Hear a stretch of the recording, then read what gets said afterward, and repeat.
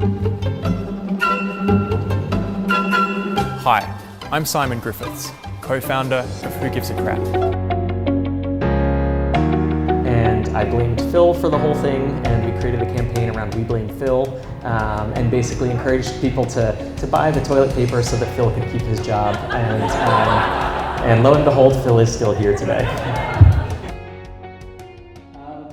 So Online Offline is an interview series where we basically get the founders we think are the most interesting people in e-commerce and brand in Australia, who are generally kind of not just riding a wave of kind of short-term success. They've stuck at it for a while, they've had some hard lessons, they've learned some things, and now they're here to kind of share their stories.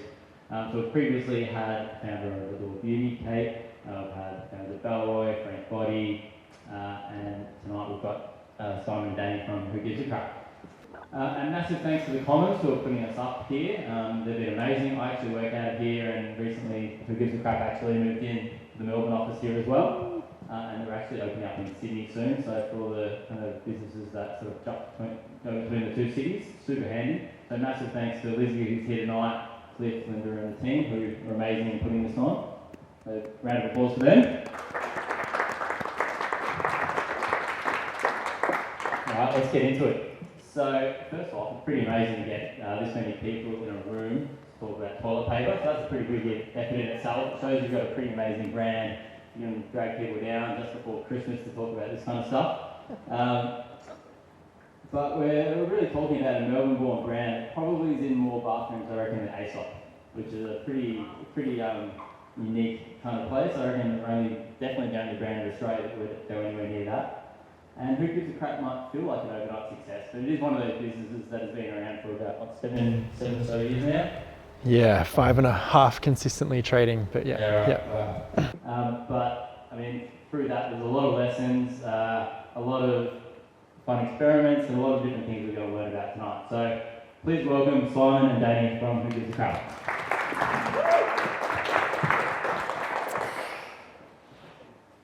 Who wants to grab the mic first? First question, why toilet paper? That's you. Okay. Yeah, so why toilet paper? So I guess the quick answer is one day I walked into the bathroom, saw a 6-pack of toilet paper and said, oh my God, we've got to sell toilet paper, use the profits to help build toilets and call it Who Gives a Crap. And I thought it was an awesome idea. I called 3 friends and they all said, that's awesome, you've got to do it. And the third person that I called became the first co-founder who isn't here tonight, Jehan. And that's kind of how we got started. Yeah. You guys have structured the company in a really interesting way, and in a way that I'm listening to podcasts and reading articles about you is, I guess, confusing for some people. You are not a not-for-profit, but you donate 50% of your profits. Do you want to talk about why you, I guess, how you came together, and then why you as a group chose that structure?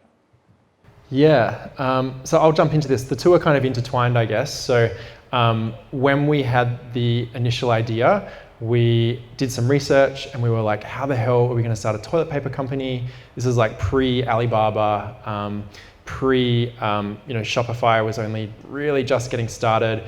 It was, I think, the year that Kickstarter was founded as well. So the idea of kind of going to market quickly using platforms that already existed to raise capital and then platforms to help you sell product online, that didn't really exist. And finding suppliers through Alibaba as well, that didn't really exist. And so we were scratching our heads a bit on how to do that. And we knew that we wanted to have the social business kind of at the core of who we were, and that was a big part of our brand and the reason why we existed. And a few friends started to send us links to this organization at the time called Unreasonable Institute, now called Uncharted, who were running a social business incubator. And they were like, you guys have got to apply, this is perfect. And we looked at it and said, this is actually perfect. We've got no idea how to start this toilet paper company, and we need someone to help us go from idea to an actual business model. And so we applied, we kind of broke the record for the fastest funded team to ever go, given it was their first year. That wasn't hard, but no one ever broke that record after us. And then while we were there, it was a 12-week program, or 10-week program. Jehan and I spent 6 weeks there each, and we overlapped for a week in the middle. And literally, as Jahan was leaving to get in a car to go to the airport to go home, Danny was arriving as one of the mentors who was going to teach us about design thinking and I guess design more broadly as well. And Danny and I really bonded while we were there. And yeah, I guess Danny very quickly became the third co-founder. And the other part of your question, which is why 50%, we actually went to the Unreasonable Institute with the idea that we wanted to start a non-profit toilet paper company. And our original pitch video says non-profit toilet paper. And then while we were there, we realized that that didn't make sense for a number of reasons. So we can kind of get into them if you want to. I've had experience running another non-profit, and the challenges of trying to pay out all of your profits at the end of the financial year when you potentially don't have the money to do that is really tricky. And you have to do that in order to be tax efficient, because you don't want to have any profit left on your books. Otherwise it'll get taxed, and yeah, that's not a good way to work. Shebeen, do you want to give people, it's 10 or so years ago, do you want to give people the brief of what happened with Shebeen, and I guess what you learned that you didn't want to replicate this time around? Yeah, so I guess, so Shebeen was a non-profit bar here in Melbourne, and the idea was that we sold different beers and wines from the developing world, and our profits were donated back to organisations in each drink's country of origin. We traded for about 3 years. We got off to an awesome early success. The long story short is that about a year and a half in, we discovered that the wall of our basement level band room, which we thought backed onto dirt, actually backed onto the sleeping quarters of the Melbourne East Police Station. It's safe to say that running a band room with neighbours is really challenging. When those neighbours are the police, this is a very different story. I've read a lot about Shebeen. I've never heard of that version of the story. Wow. They made life very challenging for us. We did everything we could to appease them. One of the restrictions that was placed on us was live music curfewed to 11 p.m, which meant that we couldn't book the calibre of bands that we needed to make the business successful. And basically our patron numbers dropped by, I think, 15%, revenue dropped by 20% because we couldn't get patrons in to see the bands that we were booking, and the business became loss-making consistently for the first time in its life. And after trying to find a way out of a pretty nasty situation, 12 months further down the track, we said we've just got to wind the business up and shut the doors. And so that's what happened with that business. But I guess a lot of good came from a situation that was pretty rubbish, being that it taught me a hell of a lot personally about how to run a successful, sustainable business that doesn't have the peaks and troughs of a hospitality business.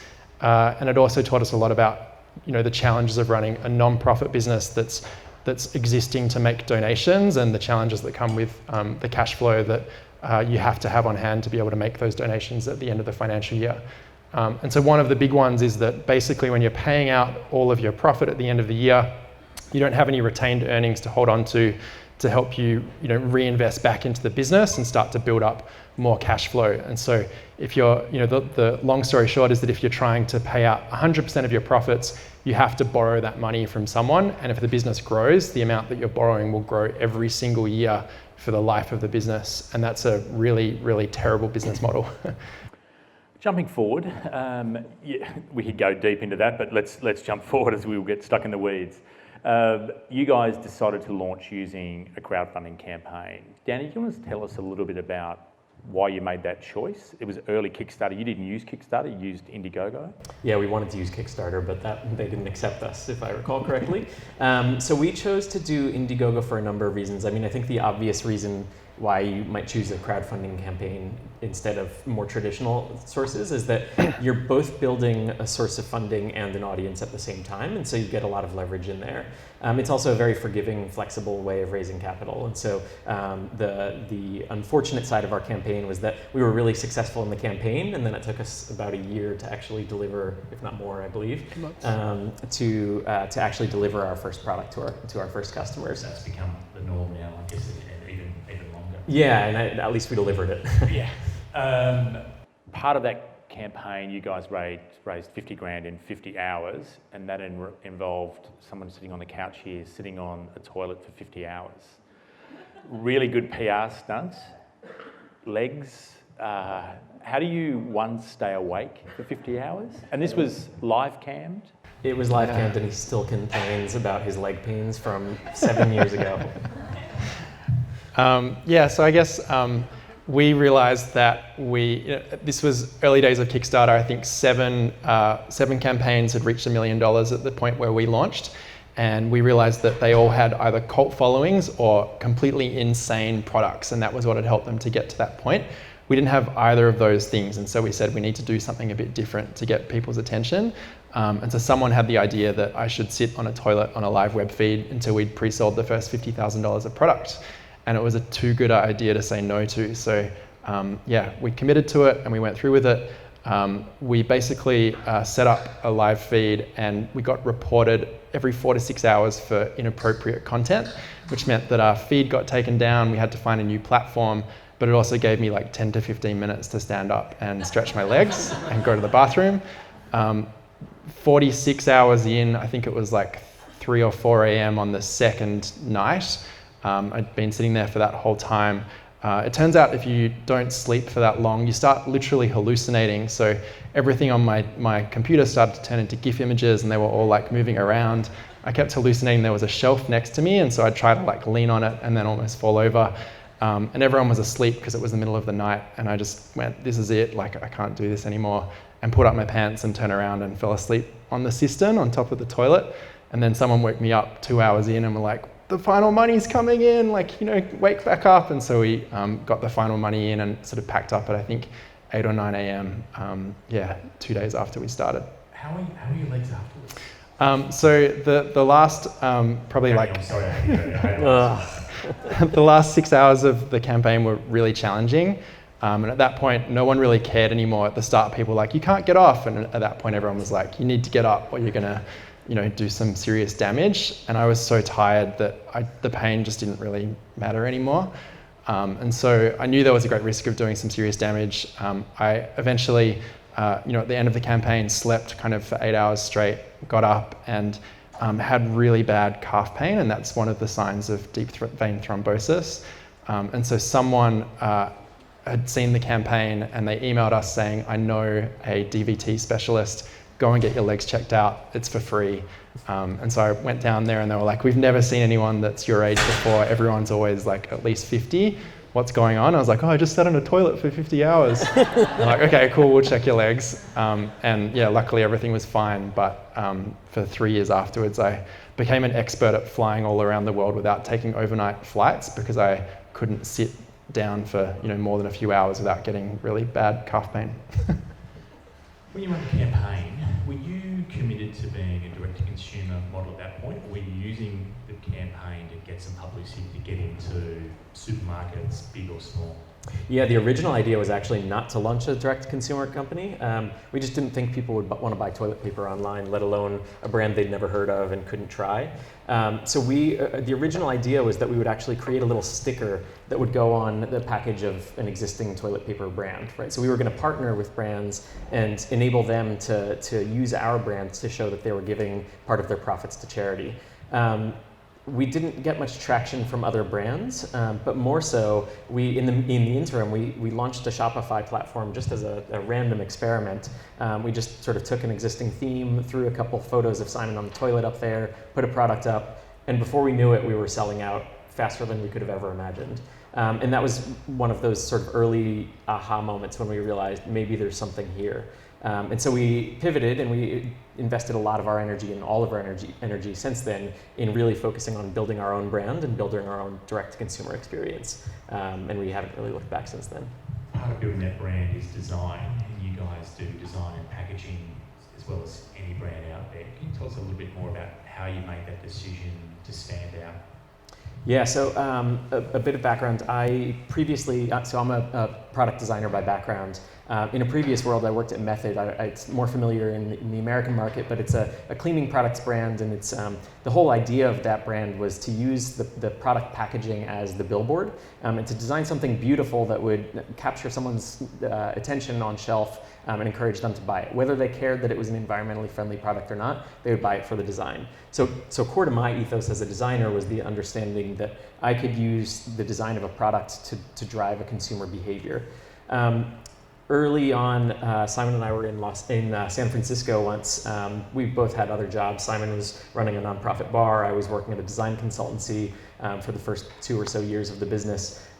We had this moment where I remember walking by a barber shop, and I had just gone to the bathroom somewhere, and I'd seen a bunch of toilet rolls stacked up, toilet paper rolls stacked up next to the toilet. And then 10 minutes later, I was walking by a barber shop, and you know those red and blue sort of turny things? I was thinking, what if each wrapper was wrapped in this sort of spinning stripe, and when you stack them up, it made something beautiful in your bathroom?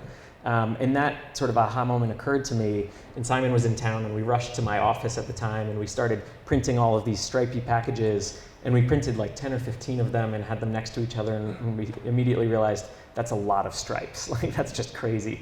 And so we spent the next few days just sort of drawing and mocking things up and cutting out pieces of paper and wrapping toilet paper rolls in paper to see what it would look like. And we ended up designing sort of a mixed box of different designs.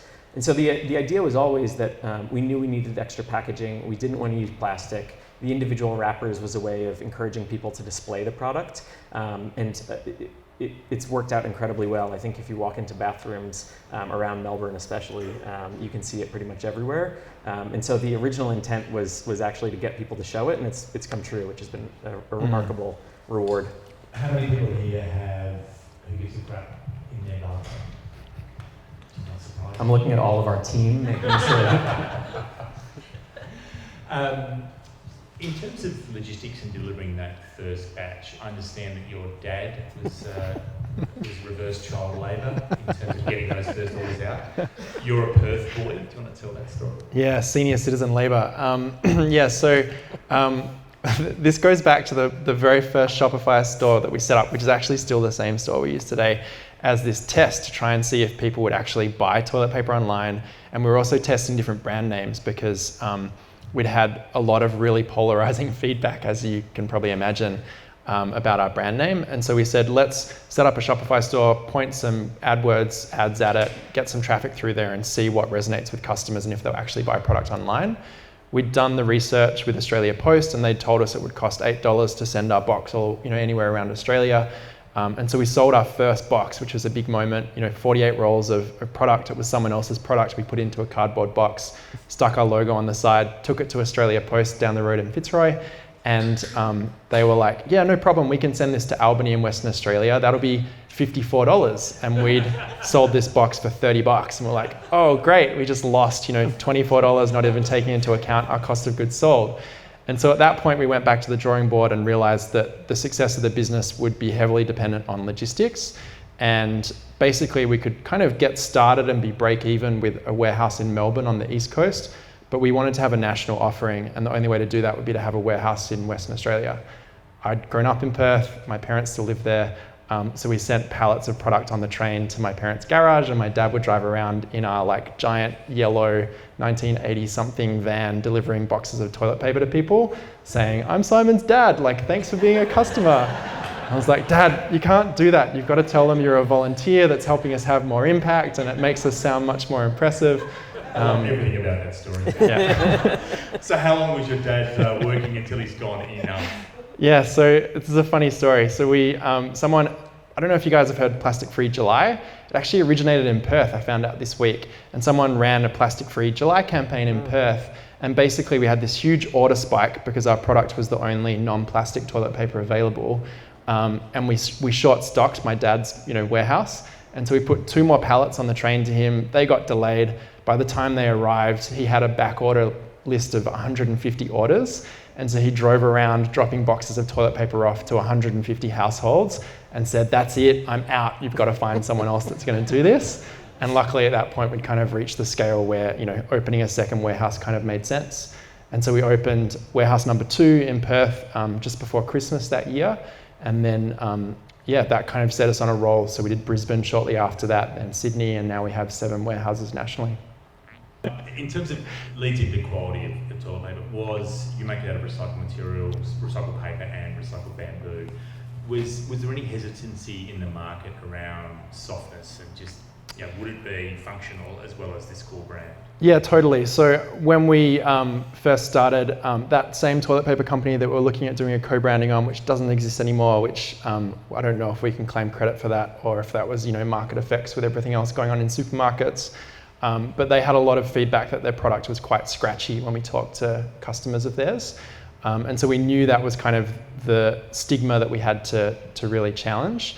And so we prioritized softness in our product to try and change people's minds on that issue. And we generally got really good feedback, but poke-through rate was one of the things that we were checking early on to make sure that we were on track. I have something to add. Just to add to that, we also do, so like you said, we have a bamboo line. We also have always recognized that if we only aim for the eco audience, we're inherently limiting our ability to grow and also to change people's behaviors. So everything about the experience has always been trying to encourage people to try environmentally friendly products, even if that's not their natural inclination. So the premium bamboo offering that we launched about 2.5, 3 years ago probably was very much a recognition that recycled toilet paper will probably not convert everybody. Not everybody is going to try it, and we needed to offer something that did offer an additional level of softness and strength and appeal to those people that might never try recycled toilet paper. And so our goal is always to bring an environmentally friendly product to a mass audience rather than target an environmentally friendly audience. One of the things about your marketing that I think would be a really big hurdle is how do you talk about the things that we've just talked about and make that a really easy to have conversation? You obviously use a lot of puns, and you've obviously tried to insert humour everywhere to make it easier conversations to have, so I guess that it adds to the virality. How did you develop that as a strategy? Do you want to talk to this? Yeah. I mean, just like what I was saying earlier, if we talk only about the environmental or social impacts that we're having, it's inherently sort of limiting in terms of the audience that we'll appeal to. Additionally, we also look at a lot of other brands or nonprofits that sort of dabble in what we would call poverty porn, where they show a lot of pictures of people in poverty and misery, and that's never been our belief in terms of what is the right thing to be displaying, but also it's kind of a cheap shot, and as much as it might work for them, that's never the brand we wanted to be. So we wanted to bring what is a very serious topic, the lack of access to sanitation and everything environmental, to a mass audience. And in order to do that, we wanted to make it digestible to anyone, so that my mom or Simon's parents or anyone we meet might understand and enjoy learning about what we're doing. And as part of that, we've invested a lot in making sure that our content is accessible and digestible, but also delightful. And I think we focus a lot on making sure it's every email we send or every Facebook post we put out there, every piece of copy we write on our packaging is something that people actually look forward to reading, rather than just feeling like we're spamming them or talking down to them or anything like that. Yeah, and so I think early on we recognized that meant that creative had to be a very strong part of our team, and so we probably had a creative function earlier than what a lot of businesses would traditionally, I guess. And then something that kind of stands out from what Danny is talking about with our emails, I remember talking to some people in the space maybe 4 years ago, and I think best practice at the time was if someone signed up for your email list, you hit them hard because they've given you permission to hit them hard. And our stance on that was always, no, like that's a really horrible customer experience. We want to make sure that whenever someone gets communication from us, it's delightful and that makes them want to tell someone else about it. And so it means that we now only send emails once a month, and we've done that kind of for the life of the business, and always thought about the customer being the thing that's coming first in that decision. In terms of the supermarket scenario, do you have, I read somewhere that you have a brand called Role Model. Is that a corporate brand? How does that work? Has it worked? Why did you go there? So Role Model actually came out of we ran the crowdfunding campaign, and we didn't get any attention from supermarkets, which we thought was something that would happen. At that point in time, 99.9% of toilet paper was sold in supermarkets. And so we said, this is going to be a hard slog. We've got an online-only product. We need to do something else to really make sure we've got revenue coming in, but also start getting our production numbers up so we can learn about the product and get out there and start talking to customers. And so off the back of the crowdfunding campaign and realizing we wouldn't be in supermarkets, we said we need to develop a B2B product. When we went out and did some research, we found that the brand name was going to be challenging, potentially in closing B2B deals. And we also needed to have a lower price point product, which meant a lower spec product, which means, 2-ply, which isn't super attractive for a regular household consumer. And so we developed Role Model as our second brand that we would be able to use in B2B. It's successful. It's not our core business. So our core business is D2C, but it is one of the fastest growing parts of our business. Yeah. Can you guys give us some idea, 5.5 years in, how many countries are you in, what kind of numbers are you doing, and then talk about the size and scale of those donations? Yeah, for sure. In terms of how many countries we're in, we have 10 different distribution centers in 3 countries, which allows us to ship to, I believe, 36 countries now. So we're based primarily in Australia, the US, and UK. It's worth noting that the vast majority of our growth has and continues to be in Australia. So it's very much despite my accent, it is very much our home country and has been the majority of our growth to date. In terms of the numbers of our scale and everything, so we're at about 50 employees globally now, and on a hiring rampage. And so check out our jobs page. And you've got a remote team. Can you tell people where those employees are based? Sure. So we have hubs here in Melbourne, in Los Angeles, in Manila, and Hong Kong. And so different hubs have different sort of functional specializations, and so, but we do have sort of teams globally, which is great. And so, you also asked about our donations. We recently announced that we've donated over $1.8 million, and we're hoping to continue growing that into the foreseeable future. So, traditionally, we've sort of 2x'd our growth every year, and we're hoping to continue that as long as we can. I read a story about Bob Geldof after Live Aid in '85, and he got asked by Willie Nelson, who did a Farm Aid version a couple of years later. He's like, what suggestions would you give me? He's like, sign every check. And one of the things that Geldof regrets, he goes, I was so new to how we were distributing the money. We ended up sending it down pretty much the same channels that went down before, and some of the money went to paying off kind of African warlords so we could, get trucks through. How have you guys decided who you're going to partner with? And then where the money's going to go, and what type of projects you were going to support? Yeah, I can start on this, and I think we both have a lot to say on this. Both of us have backgrounds in international development in one way or another. So prior to Who Gives a Crap, I was working in poverty alleviation in an innovation agency working on poverty alleviation. So working around the world, primarily on sanitation and toilet systems, which is why Simon and I connected so deeply. But one of the problems that we saw and identified early on is that the way aid is delivered and the way international development is done is really challenging. And the source of many of those challenges is at the funding level. So first and foremost, there's just not a lot of funding going towards these challenges. And one of the reasons we wanted to build Who Gives a Crap was to bring more funding and a new source of funding to address some of these problems. We were also keen to rethink how that funding was being distributed. So the traditional model is very labor intensive for the organizations working on the ground. An organization who's donating money will have a lot of really strict requirements for what these organizations working on the ground will do in terms of how they report, how they measure, how they spend their money, and it's incredibly inefficient for these organizations working on the ground. So we committed really early on to finding organizations that we really believed in, that we trusted, and with a team that we trusted, and donating to them without restrictions. And so from the very beginning, we started by donating to WaterAid. WaterAid's, if you haven't heard of them, they're a very large international NGO with an incredible reputation who work across dozens of countries and deliver really high impact projects. So they were a great partner early on. Our first check to them was, I think, $2,500, if I'm not mistaken. And they've been a partner and taken a chance on us ever since and continue to be our largest recipient of funding. About 2 years ago, we realized that like any good portfolio manager, you want to diversify and invest in new approaches and new teams. And so we started to look for organizations that we thought were delivering really high impact, really innovative approaches to delivering toilets and toilet access to people in need. And so we started to look for smaller organizations with really interesting, high potential projects and teams. And so since then, we've given to 4 or 5 other organizations in smaller amounts to invest in their growth over time. So as of now, it's a pretty organic process based on our understanding of the field, our network of advisors, and an internal process where we discuss the pros and cons and the risks of different approaches. We are looking to hire out a team to manage our impacts in the coming year, but that's a little bit about the backstory.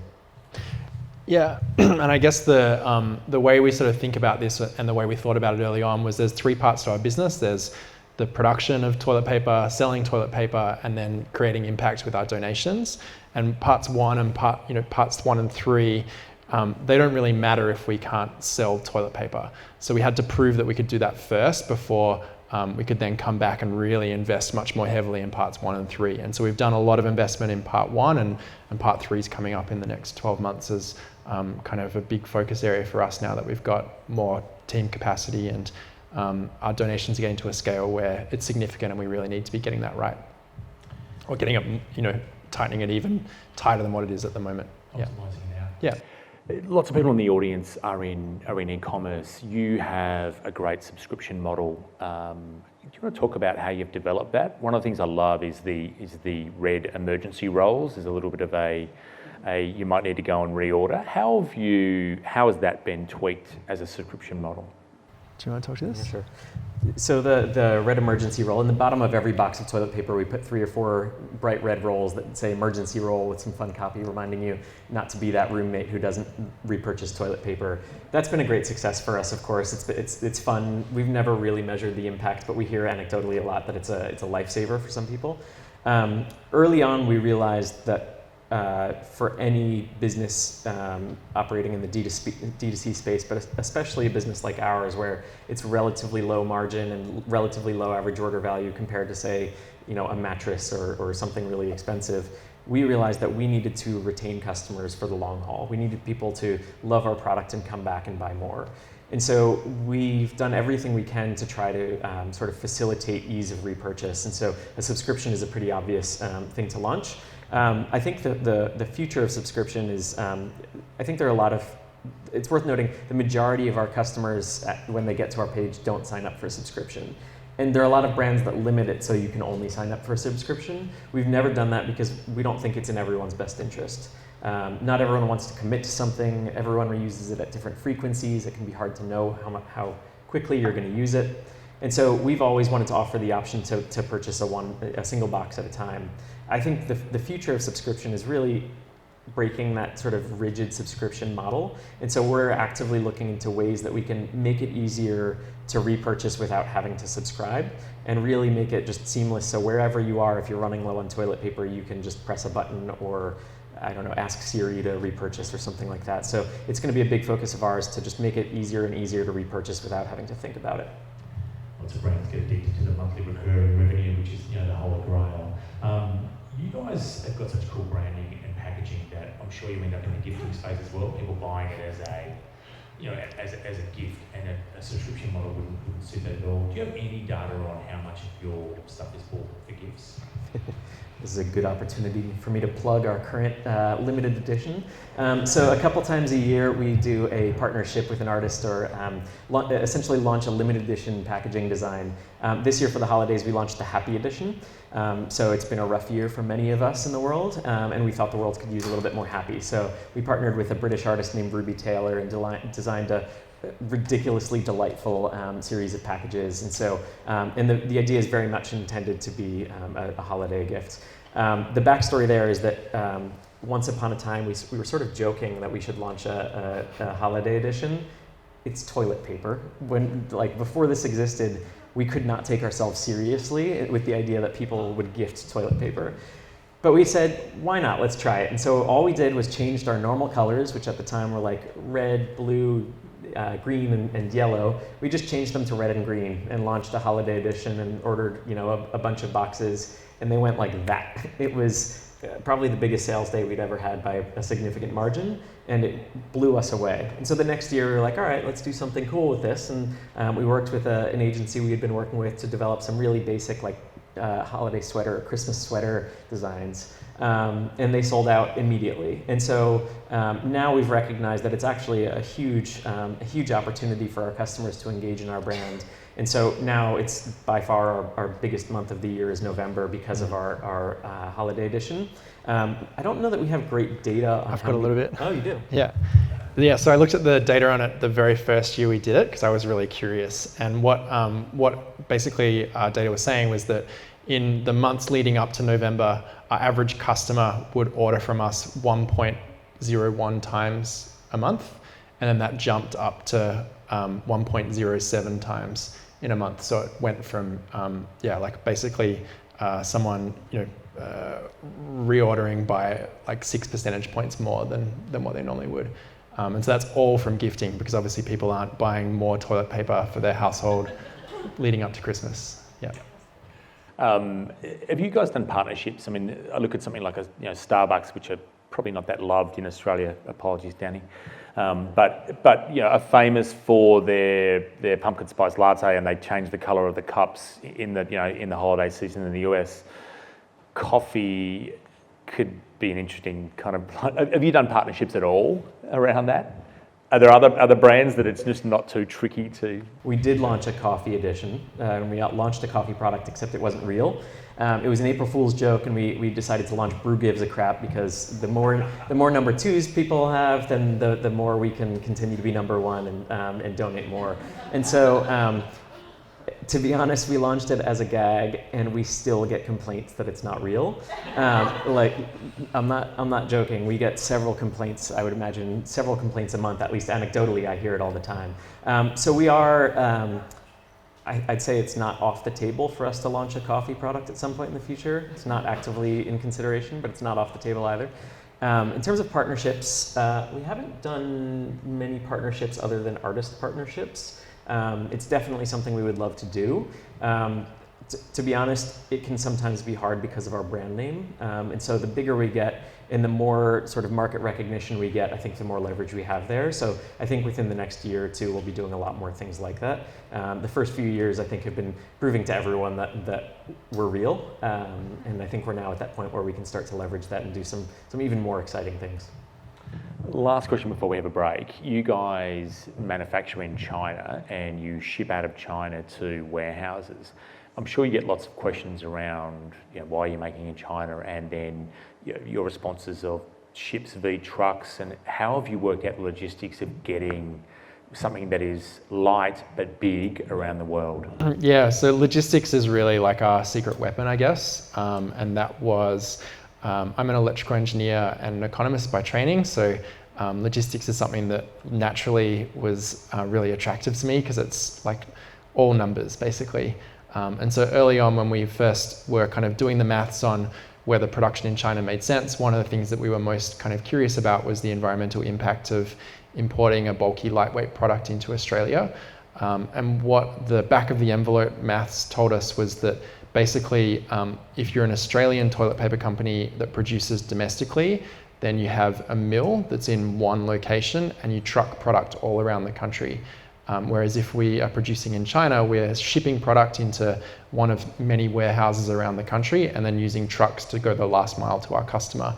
It turns out that ship miles are sort of 8 to 10 times more efficient than truck miles. And so when you work out all of the mileage for the average customer, it's roughly equal in terms of carbon footprint when you're operating a single mill and shipping domestically versus operating a mill overseas and shipping it in and then sending from 7 warehouses to customers all around the country.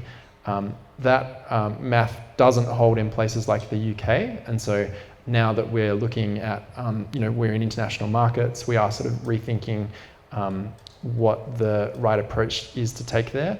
I think the other challenges there are that we've only been able to go into international markets because we've got centralized production, and so having that set up in China has been an absolute lifesaver for us to be able to put our toe into new markets and see what works. But in the long run, the most environmentally efficient option would be for us to find a domestic producer in someone like the UK. Okay, we're gonna throw the first question to my compadre Mike. Thank you, Scott. I was wondering how your customer acquisition has evolved since sort of the early days. I mean, you've got to be the only toilet paper company with a growth team. So how has that sort of changed over the last few years? Yeah, so in the early days, we didn't even know that it was possible to advertise. It didn't even occur to us. So we invested a lot in our product as marketing. And so, again, that comes back to the packaging design and everything about the whole experience. Maybe about 4 years ago, we had this realization that everyone we knew that was doing cool stuff was advertising on Facebook, so maybe we should try. So I think we set like a weekly budget of like $75 or something like that and turned it on. And what do you know, it worked. And so we bumped it up to 85 and then 95. And we started scaling it gradually and realized that paid acquisition was actually a huge driver for us, or could be a huge driver for us. So we've continued to grow that. But with that said, word of mouth and organic growth continues to be our largest driver of acquisition. And we continue to invest a lot in the customer experience to make that so. Tell the story of what actually happened. So we realized that Facebook would be, sorry. So we realized that Facebook could be a big driver of growth, but we were very wary that we probably couldn't grow it too much before we would hit a plateau. And so we were growing it very slowly, step by step. And I think we were probably doing, what, like $700? What was what were you aiming for? Like $700 a day, or maybe even a little less than that. I don't know. It wasn't a huge budget at the time.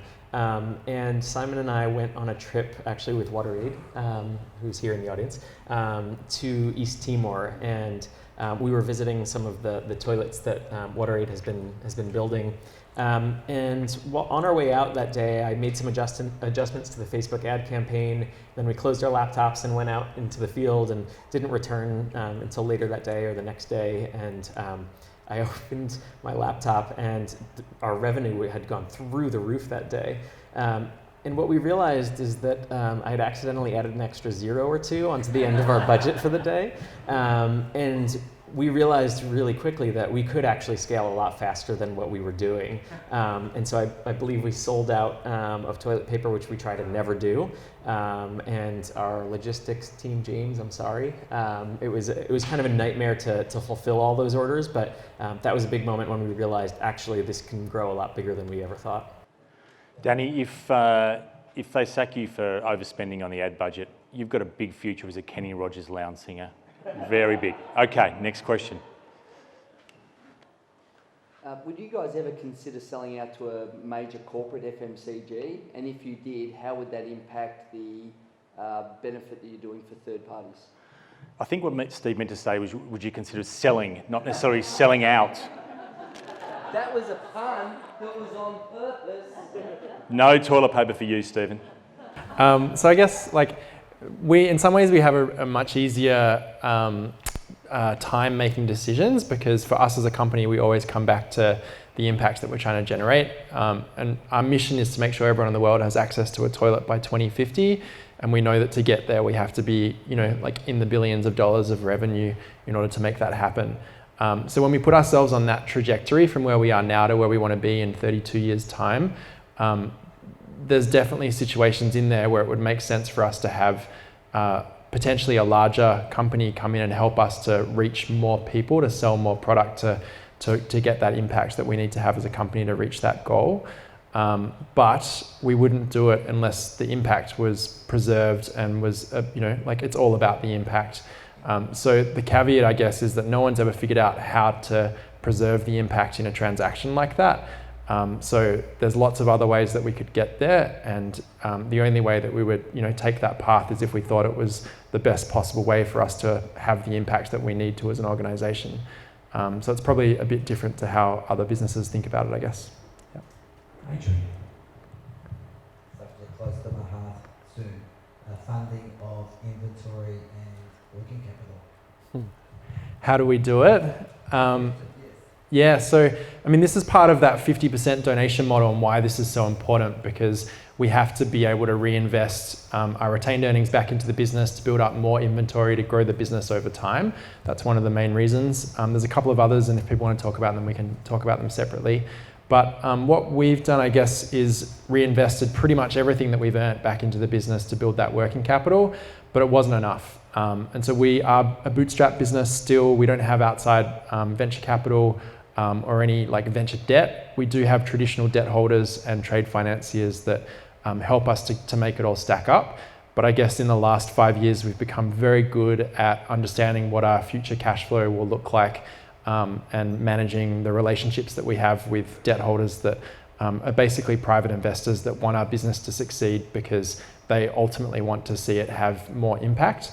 And so our main funder doesn't mind us sort of talking about the relationship, but it's a family foundation here in Melbourne who invest their corpus, some of their corpus in us, and then we pay above market interest rate compared to what we would get at a bank, and it's quite hard to get bank debt, so we're happy to do that.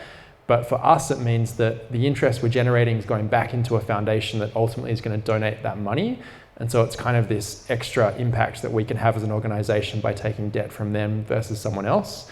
And for them as a foundation, they're having more impact because they're essentially leveraging their money by giving it to us, and we turn that into many X times the amount that we're borrowing in donations. So it's a really fruitful, awesome relationship that works really well. And again, it's probably quite unique to our business model.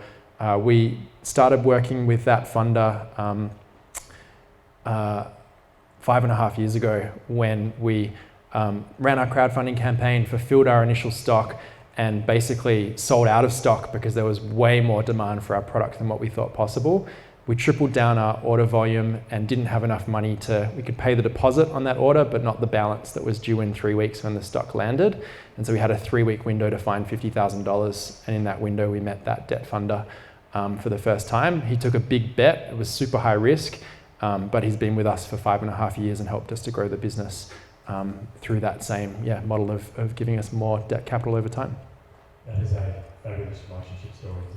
Rare. Yeah, super rare. And I think really aided by who we are as a company. So a lot of this relationship stuff comes back to the fact that impact is at the heart of who we are, and every decision we're making, we're asking ourselves, how do we make sure we have the most impact? So that changes that relationship quite a bit.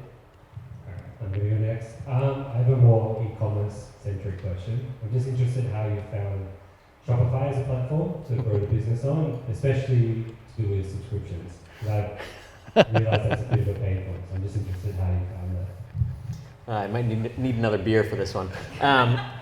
So for those of you who are on Shopify and run subscription services, there aren't very many good options out there. Shopify doesn't store payment data, so it's not natively possible to offer subscriptions through Shopify. So there's a whole suite of apps you can choose from. None of them are perfect. That's an understatement. And so I think we felt many of the same frustrations that many businesses feel. The challenge with our particular business is that unlike, say, a coffee of the month subscription or a magazine subscription or something like that, not everybody uses toilet paper at the same regularity.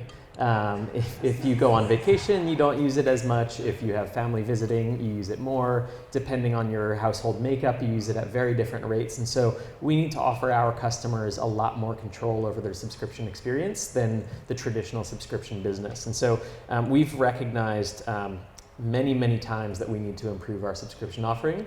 About 1.5 years ago, we actually intended to migrate from Shopify to Magento, which is blasphemy for those of you in the e-commerce space.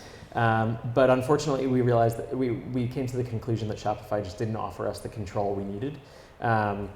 A painful year of development and back and forth with Magento and our agency, we decided to scrap that about 2 weeks before we were ready to launch it. One of those really hard decisions you only make once because you'll never make that kind of mistake again. And I think we're better as a business because we went through that process, but we're still on Shopify, still working to improve that experience. And it's one of our main focuses for this quarter that's upcoming is to fix that. Can I add to that? I think we actually love Shopify. It's an amazing platform, and we should say that. I think one of the challenges is that we've been with Shopify really since the very, very early days. And so we've constantly had this challenge of us needing features that aren't quite there yet, and we start looking around to see what other options are available and other platforms would make that possible. And then 6 months later, Shopify, the roadmap catches up and they release features that make it possible for us to do that stuff that was really frustrating only 6 months before. And so we're kind of at that same point now with subscriptions where, we've been through a lot of challenges, but we're confident that the features that we need will be possible, or we'll have to, go out and build our own, product that sits on top of it that makes that possible for us. That was much more diplomatic than my answer. All right, from our previous guest, Joe, from Hunting for George. If you haven't watched the Hunting for George video, you should. No pressure. None at all. I was going to ask about your customer experience. What type of touch points you have with your customers, how you talk to them. Luce wants me to ask if you get many returns. But what are the platforms you use for talking and hearing what you've got to say? Yeah, so in terms of returns, we don't get many returns at all, do we?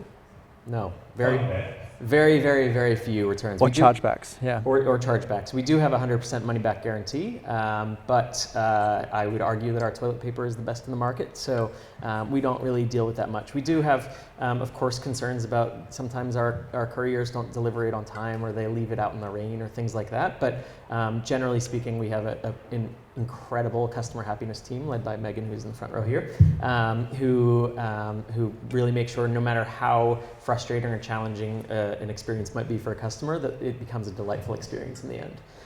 In terms of touch points, so first and foremost is our product. Like I've said this many times, but as you can see here, we have a pretty amazing billboard. Our box gets a lot of people to smile and wonder what it is. And our packaging, of course, is designed to, our wrappers are designed to engage people. So I think most people hear about us or engage with us for the first time when they're on the toilet. They pick up the roll and they turn it around and they read what we're all about, and then they become a customer. From there, of course, there's the website and our email marketing and paid social and everything like that. But like Simon said earlier, we try to think differently about those and make them really delightful experiences rather than salesy moments. Quick little fun story. I was going to say, talk about everything as marketing. Yeah, so good lead. Our underlying sort of philosophy is that everything is a form of marketing, right? And so everything we do, we need to leverage in multiple ways. So our job advertisements are a form of marketing. We ask people to write haikus or tell us jokes in their job ads, and we regularly get the feedback that I'm bummed that I didn't get the job, but that was one of the most amazing job application experiences I've ever had. I'm a loyal customer now. And that's a sign that if you think about everything you're doing as an opportunity to delight and engage people, you can create a customer out of that experience. My favorite experience, we actually screwed up. I'm not going to blame Phil, who's in the front row, even though I created a whole campaign around blaming Phil. We ended up with a box, thousands of boxes of toilet paper that were mislabeled. They said 2-ply when they were really 3-ply.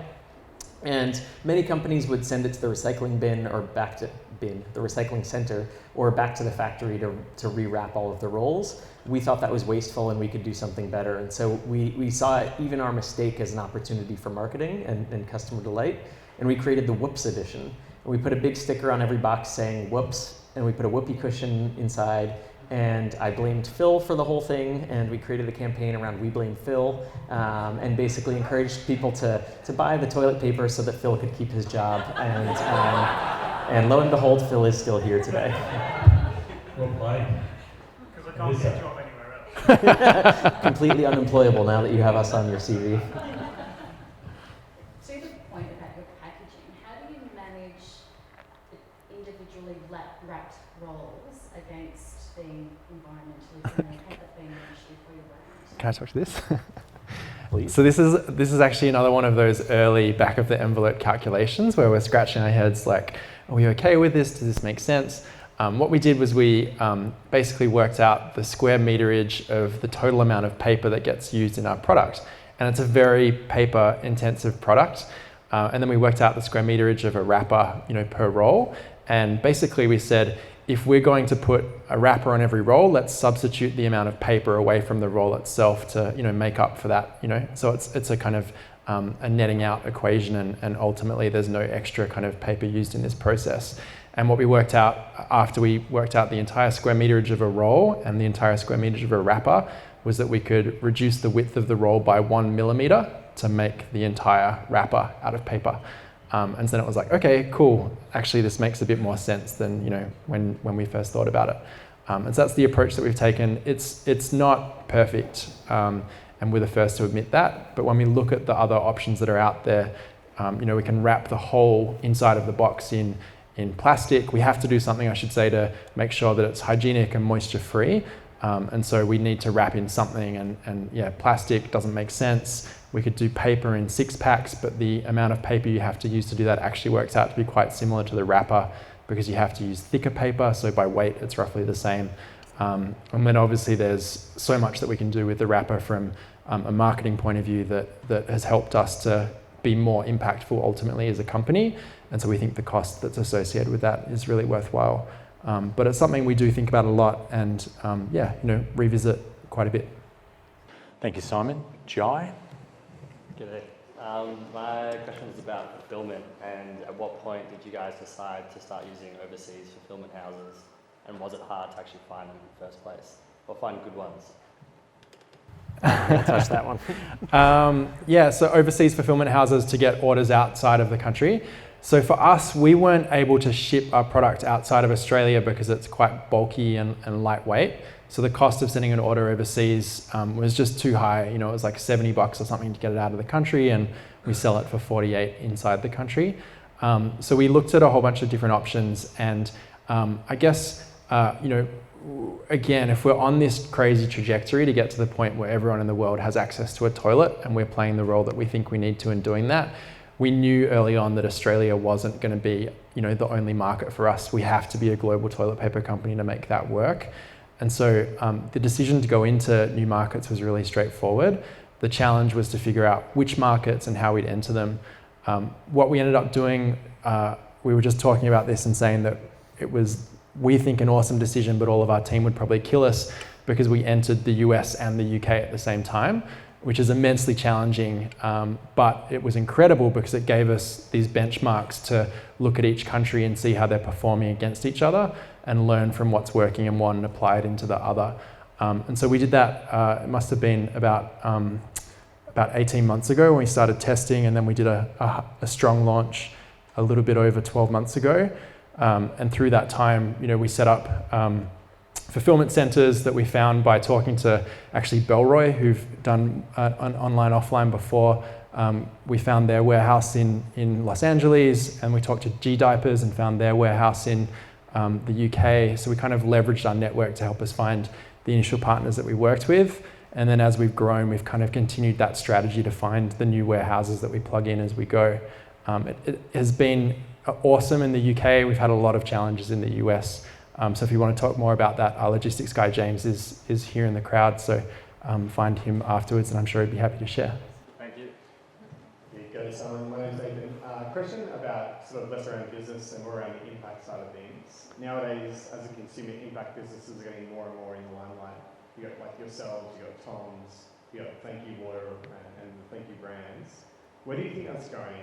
And like as a successful impact-oriented business, what do you think is that magic formula, and how does that work moving forward? I'd love to hear what Danny thinks about this. I think what's been really interesting for us is when we looked at this business model, it was kind of like, why the hell hasn't anyone done this before? Like, it just made so much sense. It was crazy that something like this didn't already exist. And so I think part of that has come from the fact that consumer demand has really shifted, and we've gone through, this big eco trend probably in the 80s, 90s, early 2000s, and now we've started to think more about where products are made, where the money's going, and social media has played a big role in making that conversation possible, because now we can tell those stories in a way that were really hard if you were just on supermarket shelves previously. So yeah, direct consumer businesses, I think, are in an amazing position to take advantage of that. Where do I think things are going? I think this is really the beginning, and what we're seeing is that we're in a market now where there's hundreds, if not thousands, of small brands, and then still the large incumbent organizations, companies that are selling products that have been around for decades. And the small brands that are really resonating are bubbling to the surface because social media allows that conversation to happen between people, which builds up demand, which pushes those companies up and they become more successful. And these smaller companies like us are going to start challenging the incumbents. And that means that the bigger companies are going to have to start figuring out how they can build impact back into the existing business model that they've got in order to stay relevant with the customer. So that's what I think the future looks like. And I think it's going to be awesome. But I'm super keen to hear what you think. Yeah, I think we were just talking about this during the break.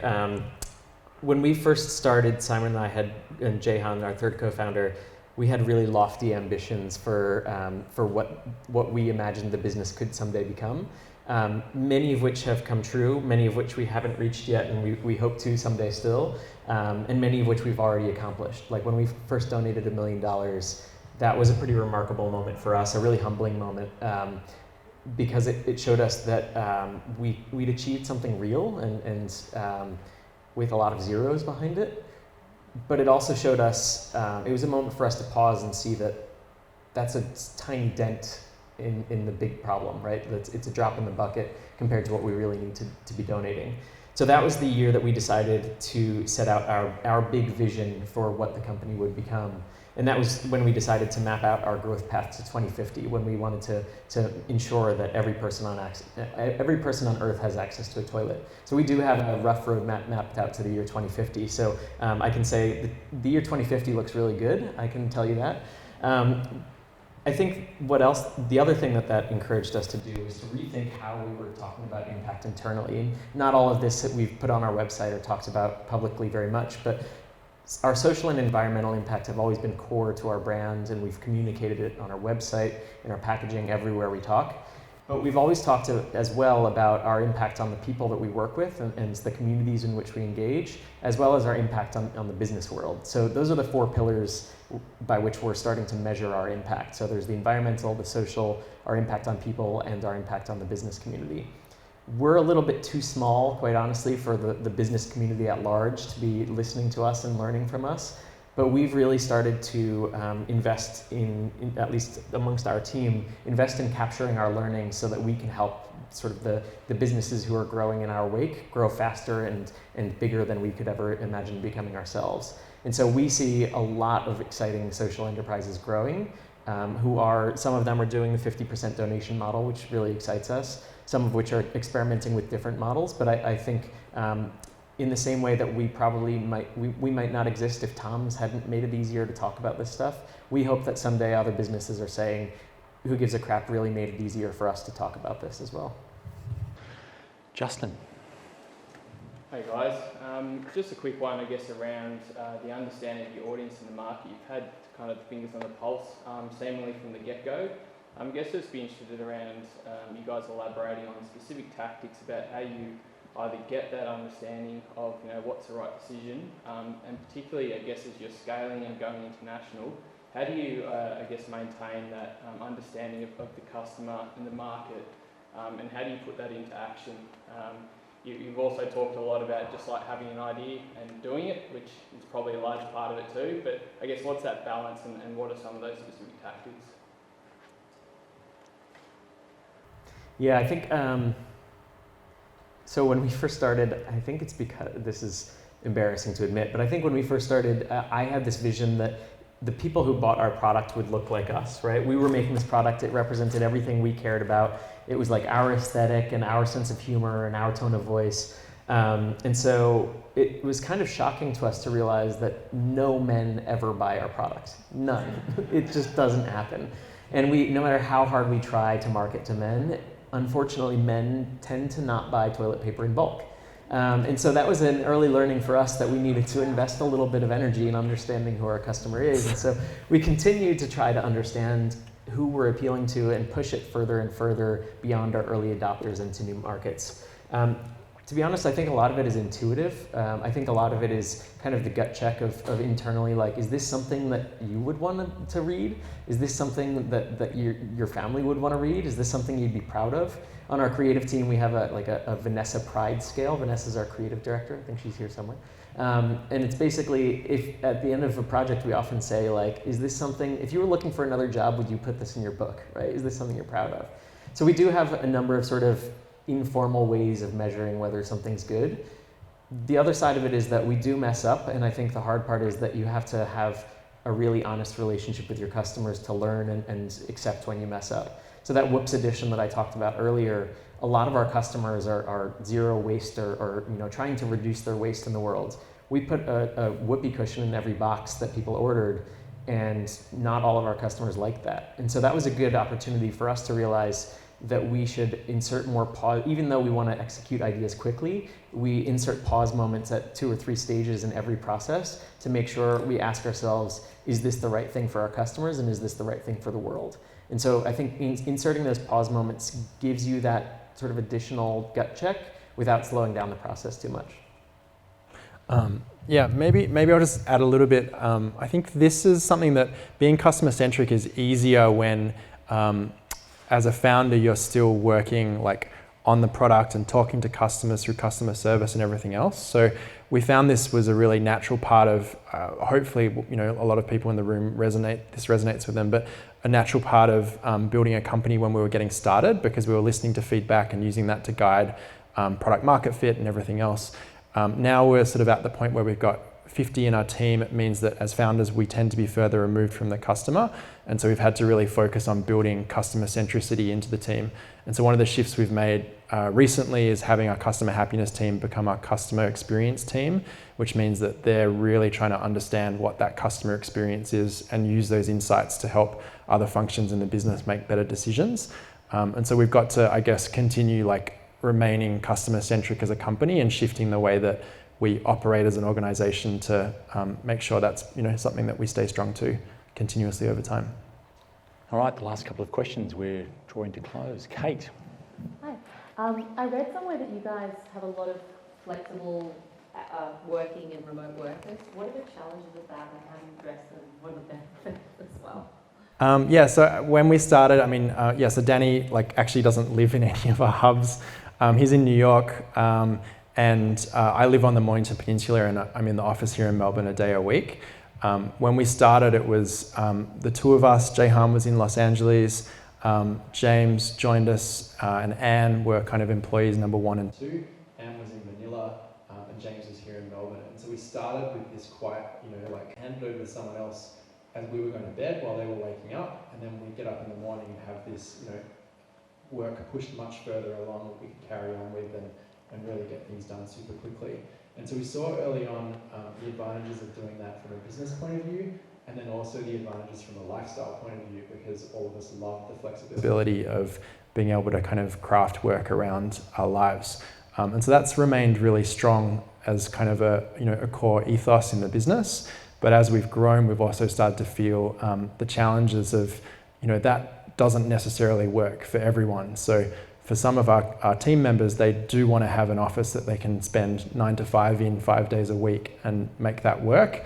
And for me personally, I want to be in the office 1 day a week and then working from home the other 4. And so where we've kind of compromised in the last year, we've set up these hubs. So Melbourne, Los Angeles, Manila, and Hong Kong. And we kind of have everyone working out of one of these hubs so that they can come together and spend time together face to face, which is super important. On a frequency that works for that hub. So in Los Angeles, the hub rules are that they work together Mondays, Wednesdays, and Thursdays, and they're the hub rules that have been kind of crafted collaboratively.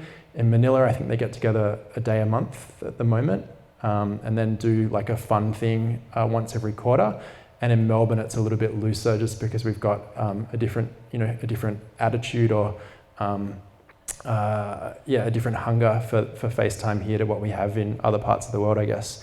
And so we've tried to sort of blend the benefits of having, a proper regular office with all of the benefits of having a distributed team as well. And we're finding that's working pretty well. Yeah. And just to add to that, we talked a little bit about the the third impact pillar being our impact on the people we engage with, and of course our employees are at the top of that list.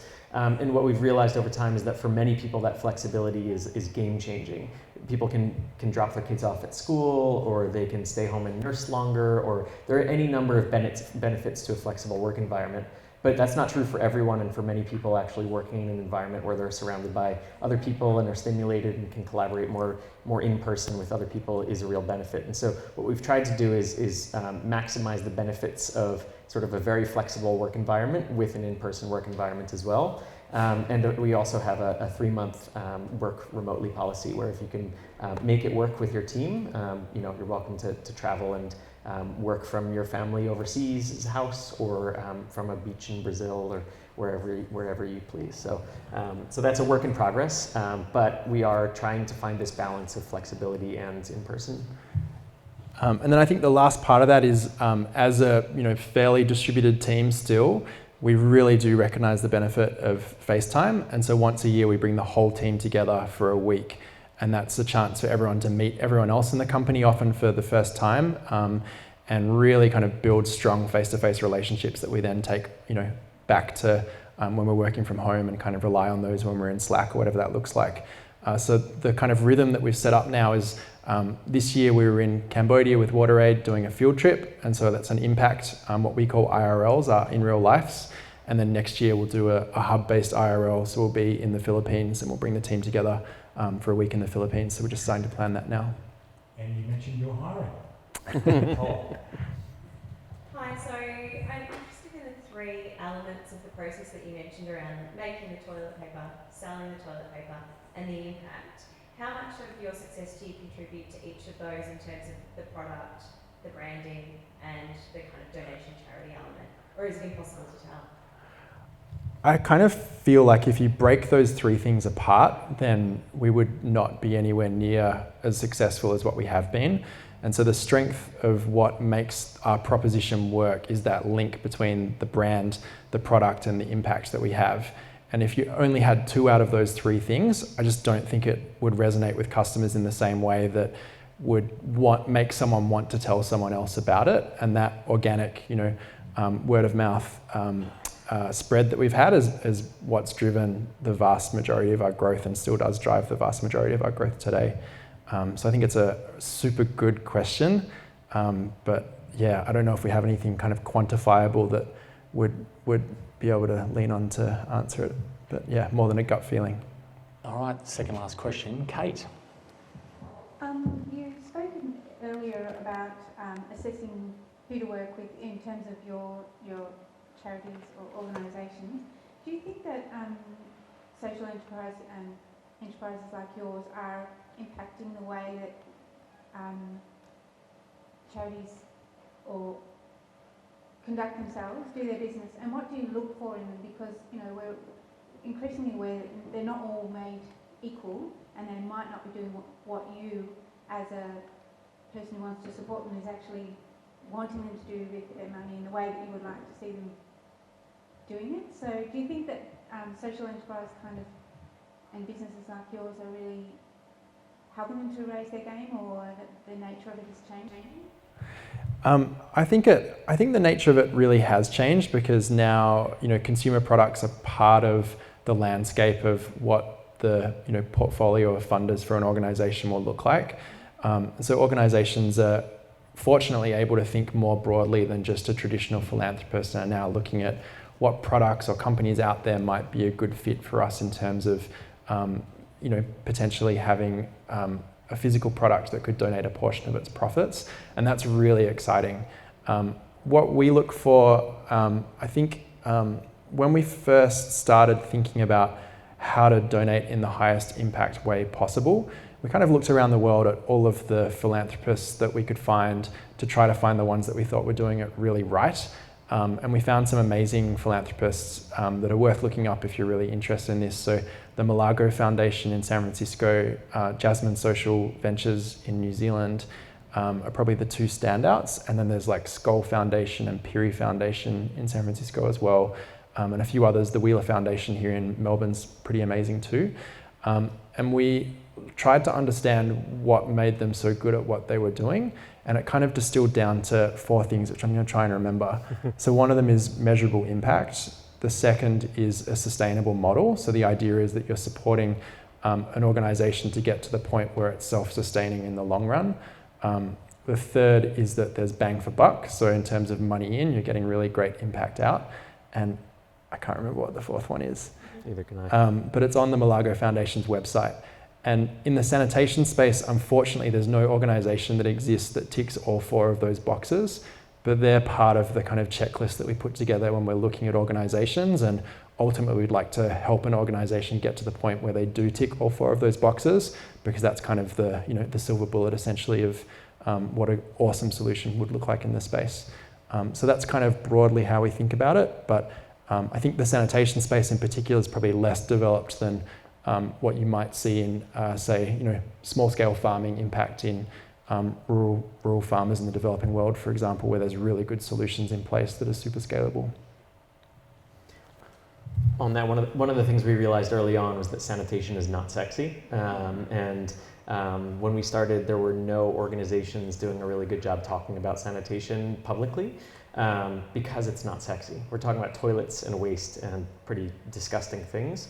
And so it's always been part of our mission to communicate that story in a different way and engage new audiences. And so there are a lot of great organizations now doing really exciting, innovative things. So I'm pretty confident within the next few years there will continue to be new organizations, and organizations like WaterAid will continue to innovate on their model so that all 4 of those boxes can be checked. Yeah, and the 4th one's scalable.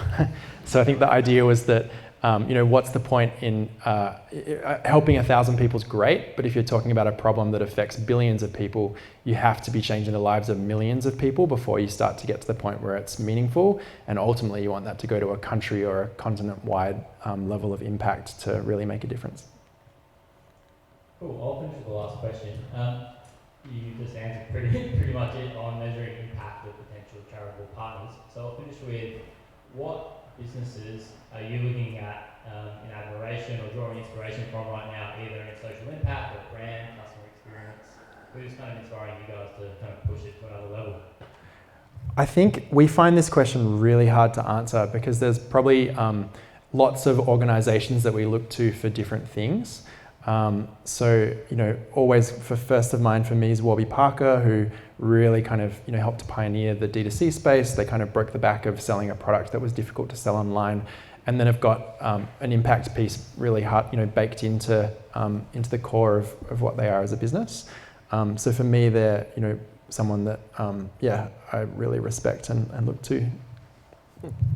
Yeah, the way I think about this is that I get inspiration for different parts of our business and different things that I'm excited about from very different companies. So Innocent Juices in the UK, for example, they're the best brand out there. They invented irreverence and quirkiness, and we take a lot of inspiration from them. They, if you go to their website and look at their imagery, and it's really ugly. It looks like someone without a design degree made it quite often. Sometimes it looks a little bit more polished, but what they've taught us is that the idea and the content is more important than the polish. And so that's been really exciting for us to have the freedom to not always launch perfect things, but to have good ideas and put them out there.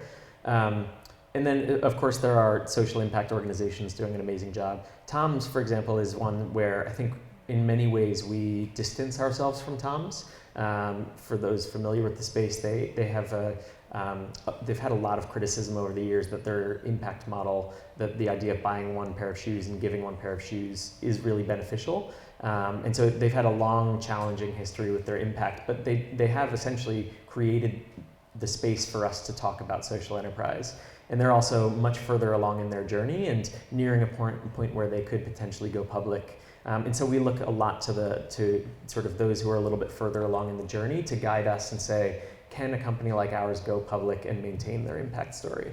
And so those are two examples of ways that we look for inspiration from other brands.